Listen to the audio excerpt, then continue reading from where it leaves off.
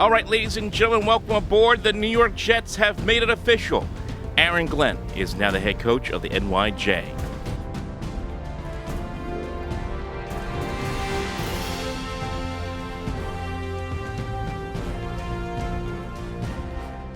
So the New York Jets make it official on Wednesday afternoon as they hire Aaron Glenn to be their next head coach, ending an extensive search that included about 15 different candidates from first-round interviews.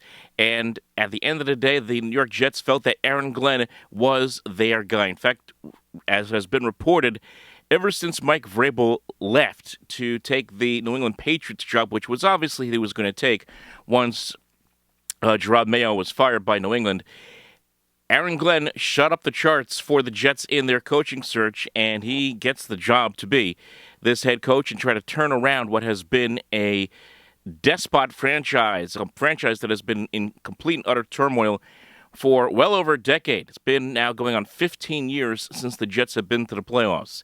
And obviously, when it comes to Jet fans now, after being punched and kicked and stabbed by this franchise and everything that they've gone through over the years, a lot of fans, it's kind of split right now for the fan base. A lot of fans are happy, some excited, and many are still, I would say cautious, if not somewhat disappointed. So we'll talk about all of that here over the course of this video here today.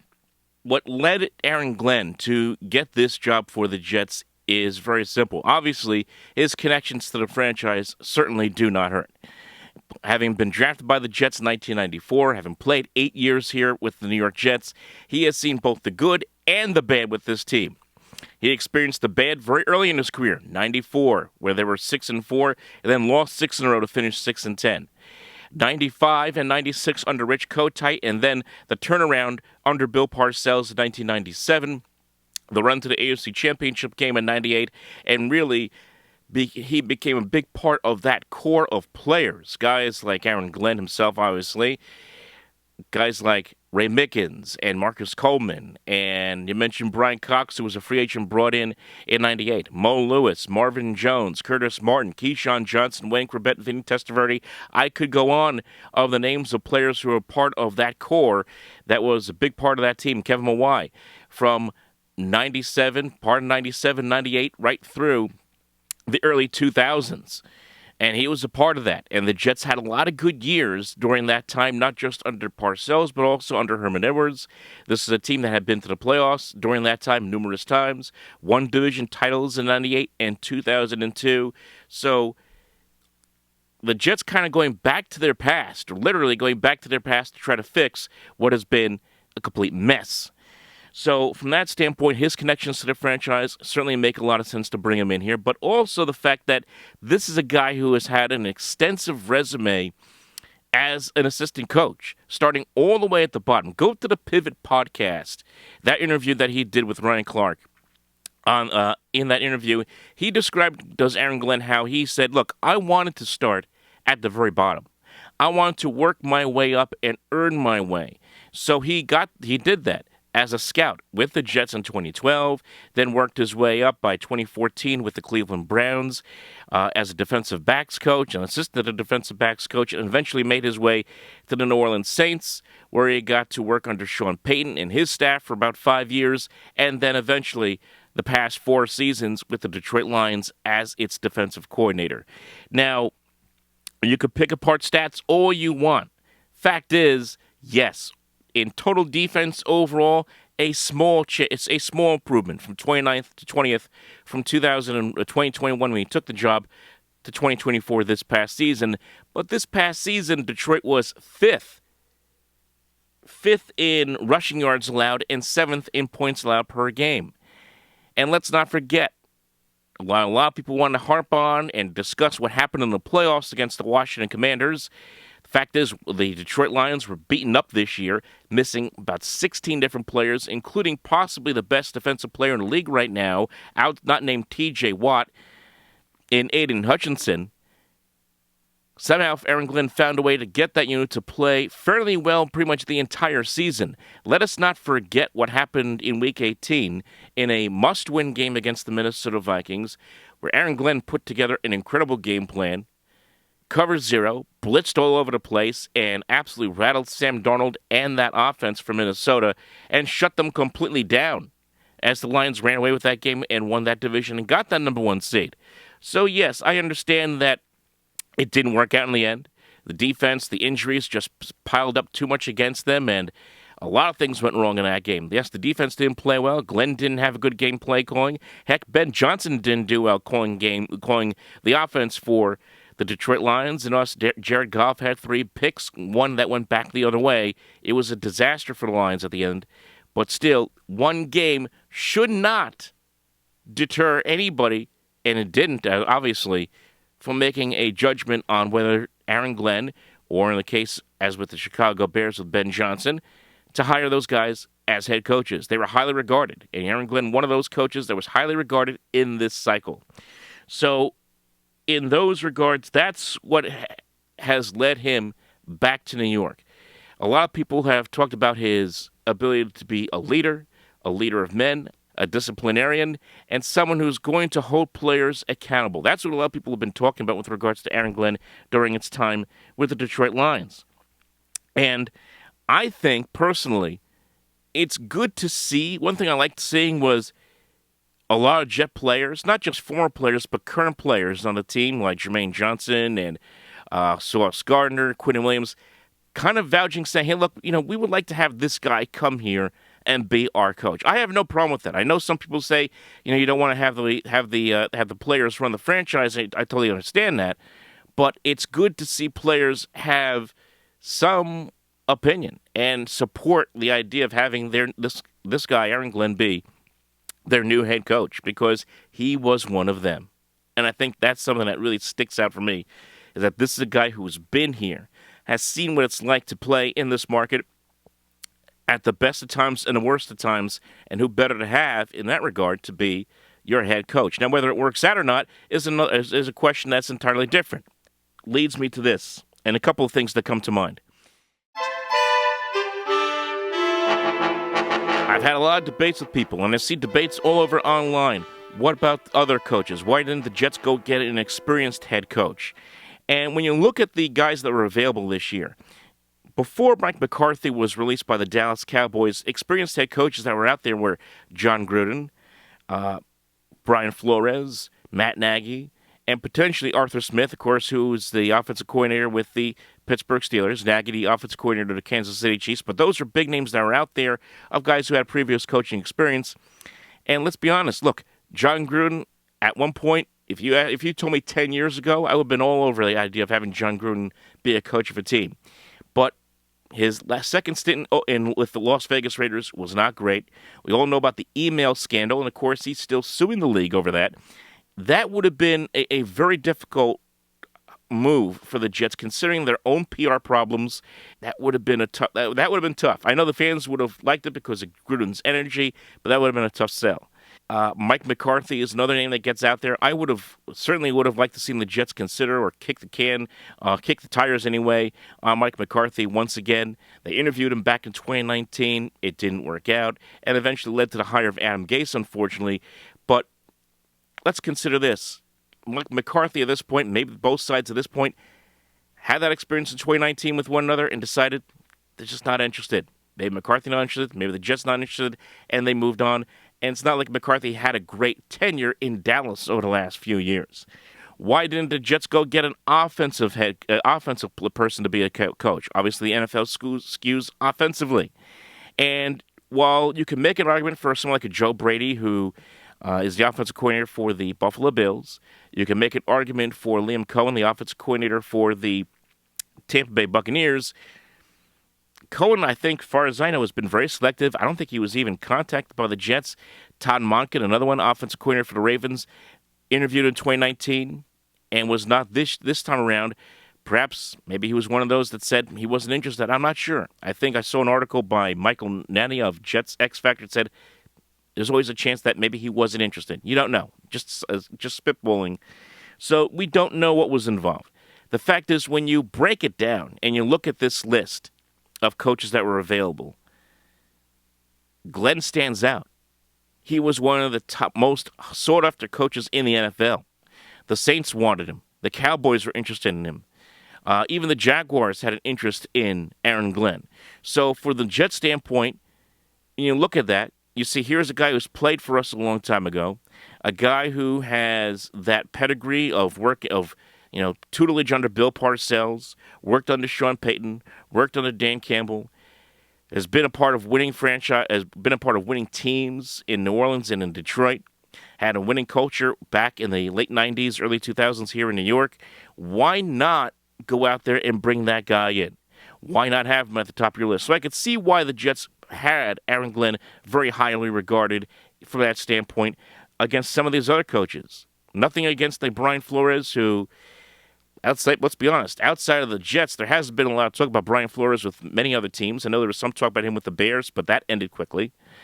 And you certainly don't hear anything about Nagy or Arthur Smith, two guys who have head coaching experience, but they weren't successful their first time around. And I don't think anybody was really hot on getting those guys in here either. So to me, Aaron Glenn was the best option out there. And here's another thing that I think people need to think about when it comes to why I think Glenn is really a good choice. It is potentially a very good choice here.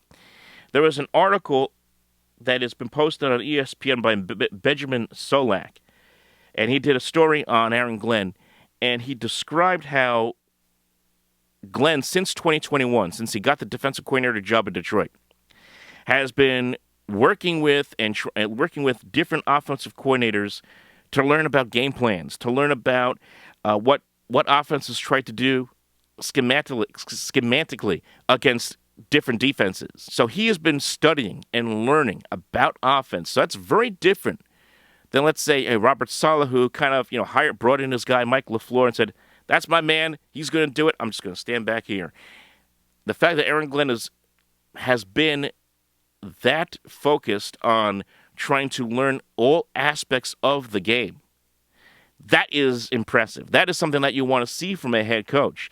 So when he was asked about it last week, and some reporter asked him when he was in Detroit, saying, "You're a defensive coach. What say you about that?" He says, "I would say about myself, I'm a coach. I just happen to be on defense. I understand offense just as well as a number of people. So if you want to hire me, you're going to hire a coach. You're not going to hire a defensive coach." So that's a very interesting story. I saw that. It was posted on Twitter. I saw it was BoyGreen25. He posted that, shared that from the Benjamin Solak story on ESPN. You got to take a look at that. One thing that's going to be very interesting and very paramount for Aaron Glenn is going to be his coaching staff. And I think that's going to be what it's going to come down to. Who is his offensive coordinator going to be? Who is his defensive coordinator? Is he going to bring in somebody who is an experienced head coach to maybe be, if not a coordinator, maybe be a senior advisor, senior assistant? We see teams do that all the time, where they bring in an experienced head coach to help out. Remember Sean McVay, when he got started with the L.A. Rams, brought in Wade Phillips to be his defensive coordinator. And, of course, Wade Phillips, a coach who's had vast years of experience and was a head coach himself, certainly helped the transition for Sean McVay in Los Angeles at the start of his tenure. So that'll be interesting to see. The names that I've seen pop up here that have been reported, Steve Wilkes, potentially a defensive coordinator. Guy's been around the league a long time, has been a head coach. 1 year in Arizona, was an interim coach in Carolina. Kind of got raw deals in both spots. Really wasn't given much of an opportunity, but has also been a long-time defensive coordinator and assistant. Was defensive coordinator for the 49ers last season when they went to the Super Bowl. So he is someone that could be coming in. I saw, as far as offensive coordinator, Clint Kubiak was mentioned, the offensive coordinator of the Denver Broncos. Mark Brunell, who was the quarterback coach of the Detroit Lions. He has also been mentioned, I saw, as potential offensive coordinator. So Aaron Glenn's going to have his options to bring guys in. And if he can bring in some innovative guys, I've also seen Josh McCown. I know a lot of people are on the Josh McCown bandwagon, and I certainly understand why. His name has also been thrown out there as a potential offensive coordinator candidate. So it's going to be very important for Aaron Glenn to go out there and find that right fit, someone who can work with this offense that he can work with as well. And that's going to be paramount as well. And also I saw Mike Westhoff's name thrown out there as a special teams coach, although I think he's retired. I know his health was not great. I'm not sure if that's going to have any legs, but maybe he'll, I don't know if they're looking at him as a special teams coordinator again, or maybe as some kind of advisor. But the names that get floated out there, I think people are starting to warm up to, and I certainly like some of the names that are getting thrown out there as well. I think for me, either Kubiak or Brunell would be very interesting as an offensive coordinator here with Aaron Glenn. So I'm optimistic about what he can bring as a leader to this team, and from the experience standpoint, the experience that he's had in New York, and also what he has been able to glean through his many stops throughout the NFL as a coach and a player. Now, the one concern that I do have right now moving forward for the Jets is this. They still do not have a general manager in place. The thought was the other day that Lance Newmark was going to be the guy that was going to get paired with Glenn to be the general manager. Newmark had, 26 years in Detroit. A couple of those years were in Detroit were when Glenn was just starting out as the defensive coordinator with the Lions. So they do have some familiarity with one another. And the thought was that the Jets would pair those two together, and that would be the end of it. They both came in on Tuesday to meet with the Jets, and they both left on Tuesday. And as it turns out, Glenn takes the Jets head coaching job, and we still do not know what the Jets want to do with Newmark, and it sounds like they're opening up the search again. So that's kind of strange what's going on right now as far as that is concerned. So that's why I'm a little concerned what's going on with the general manager position.